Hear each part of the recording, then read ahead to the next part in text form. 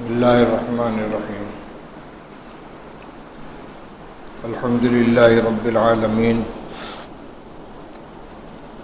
والصلاة والسلام علی سید الانبیاء والمرسلین سیدنا و نبینا و مولانا محمد وعلی آلہ واصحابہ اجمعین اما بعد فاعوذ باللہ من الشیطان الرجیم بسم اللہ الرحمن الرحیم وَإِذَا سَأَلَكَ عِبَادِي عَنِّي فَإِنِّي قَرِيبٌ أُجِيبُ دَعْوَةَ الدَّاعِ إِذَا دَعَانِ فَلْيَسْتَجِيبُوا لِي وَلْيُؤْمِنُوا بِي لَعَلَّهُمْ يَرْشُدُونَ صدق اللہ العلی العظیم۔ بزرگان محترم، عزیز اور بھائیو،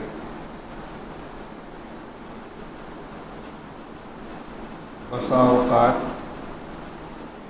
انسان اپنے آپ کو بالکل بے سہارا محسوس کرتا ہے۔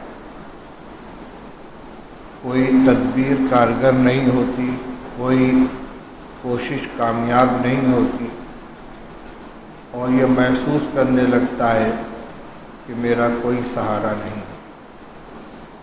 میرے بھائیوں، بزرگوں، عام انسانوں کے اندر یہ احساس تو ممکن ہے، لیکن اللہ پر ایمان رکھنے والے، اس کی قدرت پر یقین رکھنے والے، اس کے علم اور اس کے مشاہدے کو ذہن میں رکھنے والے مومن کو کبھی یہ احساس ہو جائے کہ میں بالکل بے سہارا ہوں، یہ بات ایمان کے ساتھ میل نہیں کھاتی۔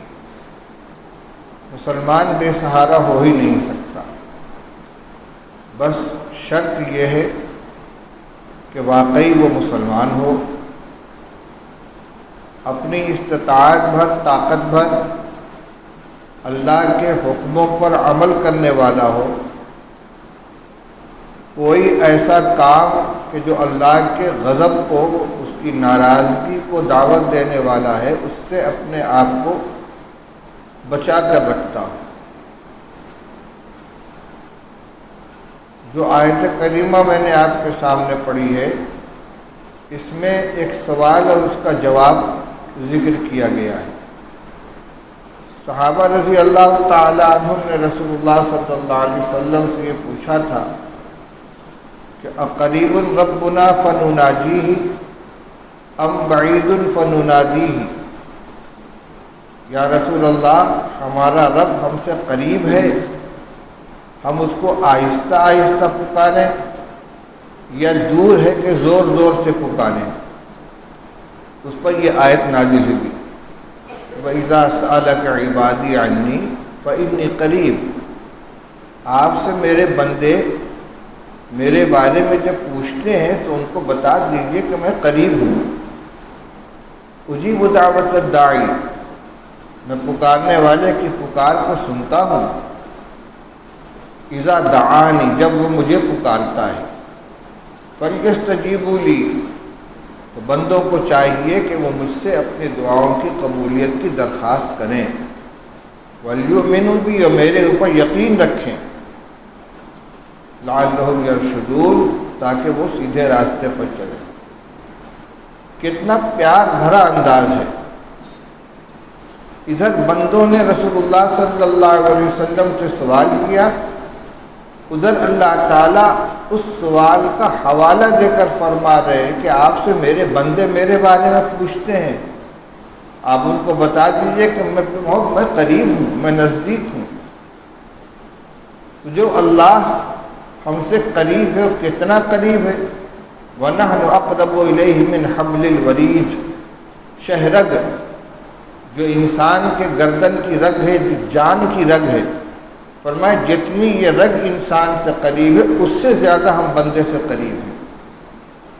اور اللہ تعالیٰ بندے کی طرف متوجہ رہتے ہیں، ادھر اس کی زبان سے کوئی بات نکلی اور ادھر سنوائی ہوئی، بلکہ بسا اوقات فرشتوں کے بزم میں اس کا تذکرہ ہوتا ہے۔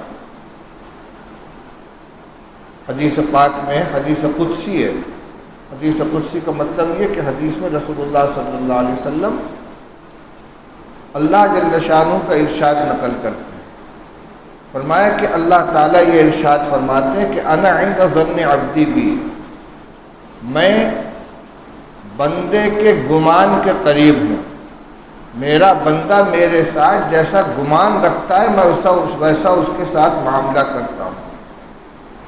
فَإِذَا ذَكَرَنِي فِي نَفْسِهِ ذَكَرْتُهُ فِي نَفْسِي وَإِذَا ذَكَرَنِي فِي مَلَئٍ ذَكَرْتُهُ فِي مَلَئٍ خَيْرٍ مِّنْهُ. جب بندہ تنہائی میں مجھ کو یاد کرتا ہے تو میں تنہائی میں اس کا ذکر کرتا ہوں، اور جب وہ مجمع میں مجھ کو یاد کرتا ہے تو میں اس سے بہتر مجمع میں اس کا تذکرہ کرتا ہوں. چنانچہ روایات ہے، حدیث میں ارشاد ہے کہ جب کوئی بندہ گناہگار بندہ اپنے گناہ پر ندامت کے ساتھ اللہ تعالیٰ سے یہ عرض کرتا ہے ربی اذنبت فاغفر لی، پروردگار مجھ سے گناہ ہو گیا مجھے معاف کر دیجیے، تو اللہ تعالیٰ فرشتوں کو مخاطب ہو کر فرماتے ہیں اعلم عبدی ان لہ ربا یغفر الذنوب قد غفرت لعبدی. فرشتوں میرا بندہ جانتا ہے کہ اس کا کوئی رب ہے جو گناہوں کو معاف کرتا ہے، تم گواہ رہو میں نے اپنے بندے کو معاف کر دیا.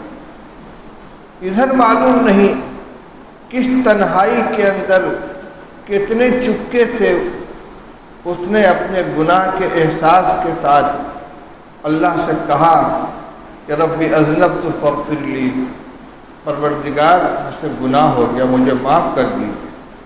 ادھر اللہ تعالیٰ فرشتوں سے کہتے ہیں اعلم عبدی ان لہ ربا یغفر الذنوب، میرا بندہ جانتا ہے کہ اس کا کوئی پروردگار ہے جو گناہوں کو معاف کرتا ہے، میں نے معاف کر دیا.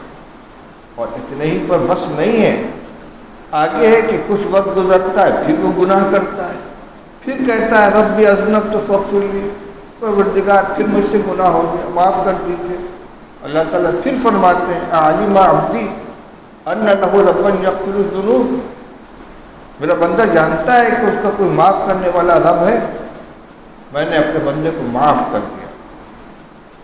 ادھر بندہ اللہ کو یاد کرتا ہے، وہاں اللہ تعالیٰ فرشتوں کے وزن میں اس کا تذکرہ کرتے ہیں.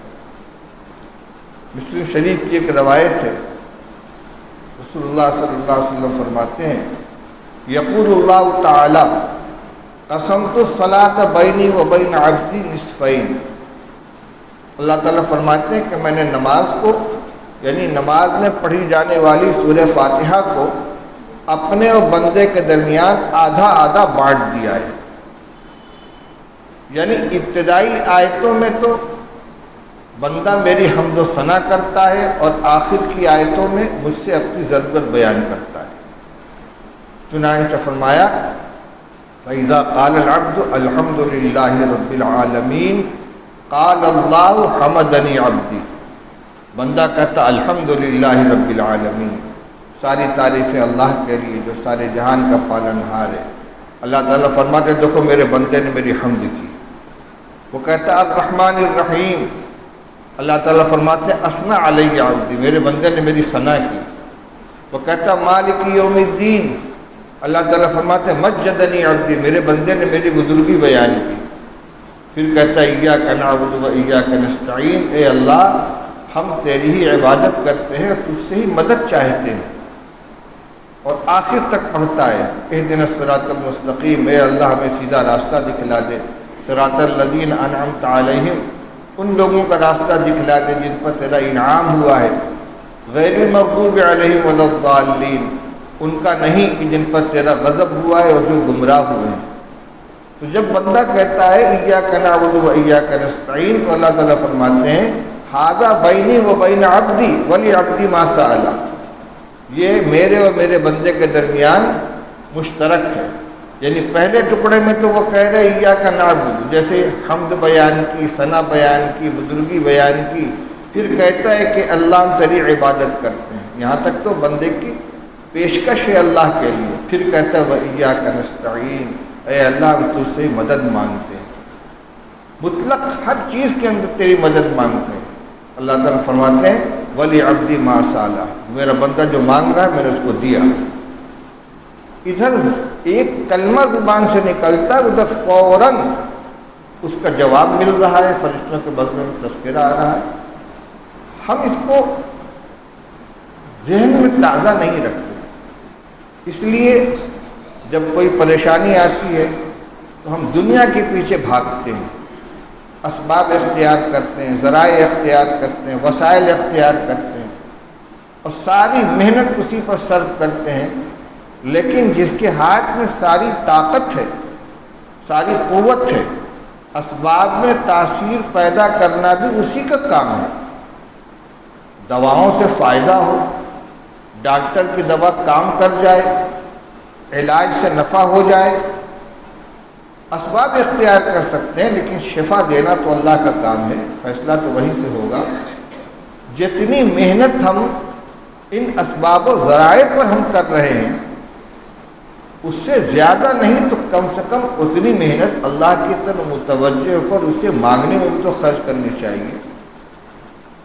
کاروبار کی پریشانی ہے، دقت ہو رہی ہے، لاک ڈاؤن لگ گیا ہے، کاروبار مندہ پڑ گیا ہے، مشورے کر رہے ہیں، تدبیریں کر رہے ہیں، لائن بدل رہے ہیں، کبھی تنہائی میں بیٹھ کر اللہ کے سامنے بھی ہاتھ پھیلائے کہ اللہ میں بے سہارا ہو رہا ہوں، میرے لیے روزی کا راستہ کھول دیں۔ اللہ تعالیٰ تو اعلان کرتے ہیں، روزانہ آخر شب میں آسمان دنیا پر اعلان کیا جاتا ہے، الا من مسترزق الا من مستغفر فاغفر لہ، ہے کوئی بندہ جو مجھ سے مغفرت چاہے میں اس کی مغفرت کروں، الا من مسترزق فارزقہ، ہے کوئی جو مجھ سے روزی مانگے میں اس کو روزی دوں، الا من مبتلا فاعافیہ، ہے کوئی جو مصیبت میں مبتلا ہو مجھ سے عافیت مانگے میں اس کو عافیت عطا کروں، اللہ قضا اللہ قضا، ایک ایک ضرورت کا اعلان کیا جاتا ہے۔ خاص خاص راتوں میں شب قدر ہے، رمضان کی راتیں ہیں اور شب برات ہے، ان میں تو شروع رات ہی سے یہ اعلانات ہوتے ہیں، لیکن پورے سال جس وقت ہم آرام کی نیند سوتے ہیں تہجد کے وقت آخر شب میں روزانہ یہ اعلان ہوتا ہے۔ ادھر دینے والا اعلان کر رہا ہے کوئی ہے کوئی، اور ہم سوئے ہوئے ہیں، اپنی حاجتیں مانگے تو اس سے یہ بات ہمارے ذہن میں تازہ رہے، ہم بے سہارا نہیں ہیں، ہم اللہ کے بندے ہیں، وہ ہمارا مالک ہے، وہ ارحم الراحمین ہے، وہ غفور الرحیم ہے، بندوں کے ساتھ اس کو اس سے زیادہ پیار ہے اور کہیں زیادہ پیار ہے جتنی ماں کو اپنی اولاد سے ہو۔ حدیث پاک میں فرمایا گیا کہ اللہ تعالیٰ نے رحم کے 100 حصے کیے، رحمت کے 100 حصے کیے، ایک حصہ اس نے پوری کائنات کے اندر بانٹ دیا۔ جب سے دنیا پیدا ہوئی ہے تب سے لے کر جب تک دنیا رہے گی تب تک جتنی مخلوق ہے ان سب کے درمیان رحمت کے اس ایک حصے کو، شفقت کے اس ایک حصے کو بانٹ دیا۔ فرمایا اسی رحمت کے اثر سے گھوڑی اپنے بچے کے اوپر پیر نہیں رکھتی، پیر کو اٹھا لیتی ہے، یعنی بے شعور جانور ہے گھوڑی، اس کا چھوٹا سا بچہ اگر زمین کے اوپر ہے تو کبھی غفلت میں بھی اس کا پیر اس کے اوپر نہیں پڑتا، کیونکہ وہ جانتی ہے کہ میرا بچہ اس کے دل میں اس کی محبت ہے۔ اور جو باشعور ہیں انسان ہیں ان کا تو کیا کہنا، تو یہ ساری محبتوں کو اکٹھا کر دیا جائے تو یہ 1/100 ہے، اور 99 حصہ اس محبت اور رحمت کا اللہ تعالیٰ نے اپنے لیے خاص کر لیا ہے، جو بندوں کے ساتھ وہ شفقت فرماتا ہے۔ وہ شفیق آقا، وہ مالک، وہ ارحم الراحمین، اس کی طرف متوجہ نہیں ہوتے۔ حدیث میں جو دعائیں سکھلائی گئی ہیں، قدم قدم پر رسول اللہ صلی اللہ علیہ وسلم نے ہم کو جو دعائیں سکھلائی ہیں اس میں اسی بندگی کے رشتے کو مضبوط کیا گیا ہے۔ ہم نے اپنا تعلق بندگی کا بہت کمزور کر لیا ہے۔ ہم سمجھتے ہیں کہ مسجد میں آئے نماز پڑھنے کے لیے، نیت باندھ کے کھڑے ہو گئے تو اللہ کے سامنے ہے، اور جب مسجد سے نکل گئے تو اللہ کے گھر کے باہر چلے گئے۔ ٹھیک ہے، مسجد اللہ کا گھر ہے، مخصوص عبادت نماز با جماعت کے لیے مسجد میں آئے ہیں، لیکن اللہ سے رشتہ تو نہیں ختم ہو گیا۔ جب مسجد میں داخل ہوئے تھے تو اللہم افتح لی ابواب رحمتک کہہ کر، اے اللہ میرے لیے اپنی رحمت کے دروازے کھول دو۔ جب نکلے تو کیا کہہ کر نکلے؟ اللہم انی اسألک من فضلک، اے اللہ میں تجھ سے تیرے فضل کا سوال کرتا ہوں۔ حدیث میں یہ دعا مختلف الفاظ کے ساتھ آئی ہے، اس میں یہ بھی ہے اللہم افتح علی ابواب فضلک، اے اللہ میرے اوپر اپنے فضل کے دروازے کھول دے۔ اس فضل میں روزی بھی ہے، اس میں شفا بھی ہے، اس میں پریشانی سے نجات بھی ہے۔ اسی طرح جب سونے کے لیے بستر پر آدمی لیٹتا ہے، کبھی تصور ہوتا ہے کہ ہم اپنے کو اللہ کے حوالے کر رہے ہیں، لیکن حدیث میں سکھلایا گیا، کہو اللہ و بسمک اموت و احیا، اللہ تیری نام سے میں مرنے جا رہا ہوں اور تیرے ہی نام سے میں دوبارہ زندگی پاؤں گا۔ بسمک ربی وضعت جنبی وبک ارفعہ، اے اللہ تیرے ہی نام سے میں اپنا پہلو بستر پہ ڈال رہا ہوں اور تیرے ہی نام سے اپنا پہلو بستر سے اٹھاؤں گا۔ فَإِنْ أَمْسَكْتَ نَفْسِي فَاغْفِرْ لَهُ، اگر تو میری جان کو اپنے پاس روک لے تو اس کی مغفرت فرما دیجیے گا۔ وَإِنْ أَرْسَلْتَهَا فَاحْفَظْهَا بِمَا تَحْفَظُ بِهِ عِبَادَكَ الصَّالِحِينَ۔ فَإِنْ أَمْسَكْتَهَا فَاغْفِرْ لَهَا، اگر میری جان کو تو روک لے تو اس کی مغفرت فرما دے، اور اگر تو میری جان کو آزاد کر دے صبح پھر بیدار ہو جاؤں، فَاحْفَظْهَا بِمَا تَحْفَظُ بِهِ عِبَادَكَ الصَّالِحِينَ، تو اس کی حفاظت فرما جس طرح تو اپنے نیک بندوں کی حفاظت کرتا ہے۔ آنکھ بند ہو رہی ہے، شعور سے غافل ہو رہے ہیں، بے جان مردے کی طرح بستر پر پڑ رہے ہیں، تو اللہ کے حوالے کر کے اپنے کو ہم سو رہے ہیں، بے سہارا ہو کر نہیں۔ مسجد سے نکل رہے ہیں تو اللہ کے سہارے جا رہے ہیں، کوئی بھی ضرورت، بس اس بات کو اپنے ذہن میں ہم تازہ کریں، سوچیں کہ ہم بے سہارا نہیں ہیں، ہم اللہ کے بندے ہیں۔ ہاں بندگی کا جتنا ہو سکے حق ادا کریں۔ لا یکلف اللہ نفسا الا وسعها، اللہ تعالیٰ کسی کو اس کی طاقت سے زیادہ کا مکلف نہیں بناتے۔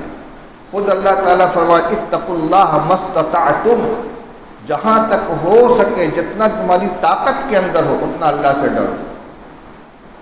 جہاں طاقت سے زیادہ کا مکلف بنا ہی نہیں گیا، جتنا حکم دیا ہے اللہ جل شانہ نے وہ ہماری طاقت کو سامنے رکھ کر حکم دیا ہے، اس کو کرنے کی کوشش کریں۔ ہمارا رشتہ اللہ سے جڑا ہوا ہو، بندگی کا رشتہ جڑا، اللہ تعالیٰ کی کسی کے ساتھ رشتہ داری نہیں ہے۔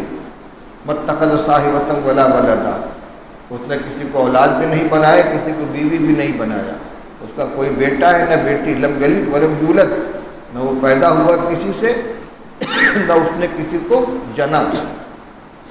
ہاں بندگی کا رشتہ سب کے ساتھ ہے اور سب بندے ہیں اللہ کے، وہاں تعلق جو ہے وہ بندگی کا ہے۔ جتنا سچا بندہ بن کر اللہ کی طرف متوجہ ہوگا اتنی اس کی حاجت پوری ہوگی۔ حدیث میں ایک واقعہ ہے، رسول اللہ صلی اللہ علیہ وسلم کہیں تشریف لے جا رہے تھے، اپنے خاص چہیتے شاگرد چچا زاد بھائی عبداللہ ابن عباس رضی اللہ عنہ کو اپنے پیچھے سواری پر بیٹھا رکھا تھا۔ راستے میں آپ نے فرمایا یا غلام، بچے، ان کا لبیک یا رسول اللہ، حاضر ہوں۔ آپ نے فرمایا احفظ اللہ یحفظک، تم اللہ کا خیال رکھو اللہ تمہارا خیال رکھے گا۔ احفظ اللہ تجد تجاہک، تم اللہ کا خیال رکھو اللہ کو اپنے سامنے موجود پاؤ گے۔ تعبیر دیکھیے، تجدہ تجاہک، ایک بچہ جب اپنی ماں کو دیکھتا ہے، اپنے باپ کو دیکھتا ہے تو اس کو ڈھارس رہتی کہ میرا کوئی کچھ نہیں کر سکتا، میرے ابا سامنے، میرے بھیا سامنے۔ اللہ تعالیٰ فرماتے تم اللہ کا خیال رکھو، اس کی بات کو مانو، اس کے نافرمانی سے اپنے آپ کو بچاؤ، اس کو یاد رکھو۔ تجد تجاہک، تم اس کو اپنے سامنے پاؤ گے۔ اس کے بعد اذا سألت فاسأل اللہ واذا استعنت فاستعن باللہ، جب تمہیں کچھ مانگنا ہو تو اللہ سے مانگو، جب تمہیں مدد چاہیے تو اللہ سے مدد چاہو، کسی سلسلے میں۔ حدیث میں تو یہاں تک فرمایا گیا کہ اگر تمہارے جوتے کا تسمہ ٹوٹ جائے تو اللہ سے مانگو۔ ہم موچی کے پاس جاتے ہیں درست کرانے کے لیے، وہ ذریعہ ہے لیکن فیصلہ وہاں سے ہوگا، زبان سے نہیں تو کم سے کم دل میں تو سوچیں کہ اللہ میری یہ ضرورت ہے، میں اس کو پوری کرانے کے لیے جا رہا ہوں۔ اسی طریقے سے ہر موقع پر بیمار ہو گئے، ڈاکٹر کے یہاں جا رہے ہیں تو یہ سوچ کر جائیں، اے اللہ میں بیمار ہوں، میں ایک طبیب کے پاس جا رہا ہوں، ڈاکٹر کے پاس جا رہا ہوں، مجھے شفا عطا فرما دے، شفا دینا تیرا کام ہے۔ دل کے اندر ڈھارس ہوگی، مضبوطی ہوگی۔ کوئی کام کر رہے ہیں، کام کرتے وقت بسم اللہ الرحمن الرحیم، اللہ کے نام تو شروع کرتا ہوں، بڑا مہربان ہے، نہایت رحم والا ہے، اللہ کا نام لے کر کام شروع کر دیا، بسم اللہ مجریہا و مرساہا، کشتی کو دریا میں ڈال دیا، اللہ ہی کے نام سے اس کا چلنا یا اللہ ہی کے نام سے اس کا رکنا۔ نوح علیہ السلام کی کشتی کو اللہ تعالیٰ نے یہی کہہ کر چھوڑنے کا حکم دیا تھا۔ تو ہم ہر کام میں جب بسم اللہ کہہ کر کام شروع کرتے ہیں تو یہ صرف برکت کے لیے نہیں ہے، ہم اپنے کام کو اللہ کے حوالے کر دیتے ہیں، وہ نگرانی کر رہا ہے۔ میں پھر دہراؤں گا، یہ اپنے کو بے سہارا اور لاچار محسوس نہ کریں، بندہ بن کر رہیں، اور کوئی بڑا کام نہیں ہے۔ اللہ تعالیٰ نے جو حکم دیا ہے ہماری وسعت و طاقت کو دیکھ کر، رمضان گزر جانے کے بعد نماز کو طاق پہ نہ رکھ دیں، قرآن کو طاق پہ نہ رکھ دیں، دعاؤں کو طاق پہ نہ رکھ دیں، اللہ کے گھر سے رشتہ جوڑے رکھیں، 5 وقت مسجد میں حاضری دیتے رہیں، جب وقت ملے قرآن لے کر بیٹھ جائیں، تھوڑی سی تلاوت کر لیں، ویسے ہی بیٹھ کر ہاتھ اٹھا کر اپنی ضرورتوں کی دعا کریں۔ یہ نہ سوچیں کہ ہمیں دعا کرنی نہیں آتی، سب کو دعا کرنی آتی ہے۔ اللہ تعالیٰ تو ہمارے دلوں کے حال کو جاننے والا ہے، ٹوٹی پھوٹی زبان میں اپنی زبان میں جیسے چاہیں کہیں، اللہ تعالیٰ سننے والے ہیں۔ دعا کراتے ہیں دوسرے سے، میری دعا کر دیجیے، میرے لیے دعا کر دو، کوئی حرج نہیں ہے، کروا بھی دے۔ ایک مسلمان دوسرے مسلمان کے لیے دعا کرتا ہے، اللہ تعالیٰ اسے قبول کرتے ہیں، لیکن خود یہ سوچنا کہ ہمیں دعا کرنی نہیں آتی، ایسا نہیں ہے۔ بچہ اپنے ماں باپ سے کوئی ضرورت کہنے کے لیے کئی تو سیکھ کر آتا ہے، یہ کیسے کہیں، روتا ہے، گڑگڑاتا ہے، ضد کرتا ہے، منواتا ہے۔ اللہ تعالیٰ کو تو ضد کرنا بہت پسند ہے۔ حدیث میں فرمایا گیا کہ دعا کرو تو عزم کے ساتھ، اصرار کے ساتھ 3 مرتبہ دہراؤ۔ اس لیے 2 باتوں کا خیال رکھیں، ایک تو یہ کہ ہم اپنا تعلق بندگی کا اللہ کے ساتھ مضبوط رکھیں، موقع موقع پر بار بار اس کو پکاریں، اس کا نام لیں، اور دوسرے یہ کہ جب کوئی مسئلہ سامنے آئے تو اسباب اختیار کرنے کے ساتھ ساتھ دعاؤں کا بھی اہتمام کریں، مسنون دعاؤں کا اہتمام کریں، انشاءاللہ ساری پریشانیاں دور ہوں گی۔ اس وقت جو خوف اور ہراس بے چینی پھیلی ہوئی ہے، سب کے ساتھ ہم بھی پریشان ہیں، ہوگا بھائی جو اللہ چاہیں گے۔ بیماری آئی ہے، اگر اس کی مرضی ہوگی مریض جائے گا، اگر اس کی مرضی ہوگی شفا عطا فرمائے گا۔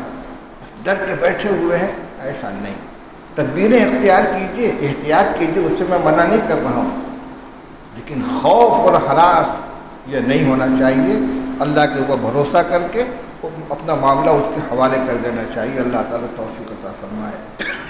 وآخر دعوانا الحمد